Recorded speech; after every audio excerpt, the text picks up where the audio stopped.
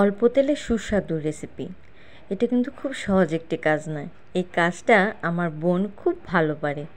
সে এত অল্প তেলে খুব সুন্দর করে কষিয়ে এত মজার রান্না করে, আপনারা না খেলে বিশ্বাস করতে পারবেন না। আমার রান্না শেখা মূলত তার কাছ থেকেই।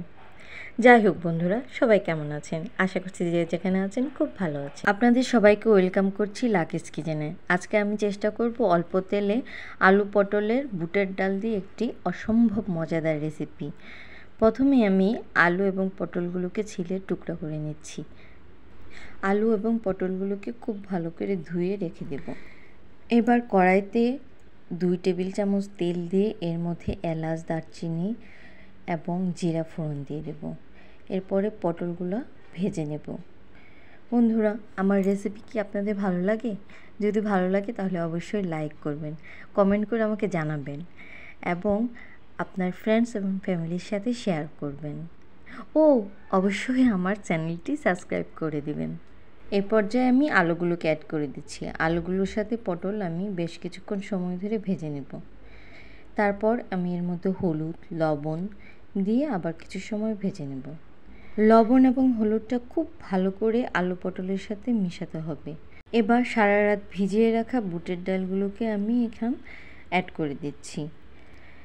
আবার বুটের ডালের সাথে আলু পটল খুব অল্প আছে, এটা খুব সময় নিয়ে মিশাতে হবে। এরপর আমি একে একে মশলাগুলো দিয়ে দিচ্ছি।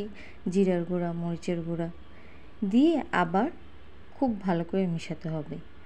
এই পর্যায়ে চুলার আঁচটা মিডিয়াম টু লো হিটে থাকবে, কারণ যেহেতু আমরা অল্প তেলে রান্না করছি, চুলার হিটটা যদি বেশি হয়ে যায় তাহলে পুড়ে যাওয়ার সম্ভাবনা থাকবে।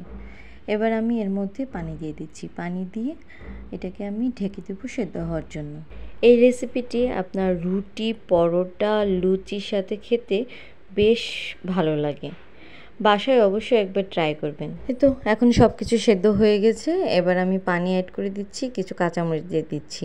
এই পর্যায়ে আপনারা চাইলে কিছু ধনেপাতা আবার ঘিও অ্যাড করতে পারেন।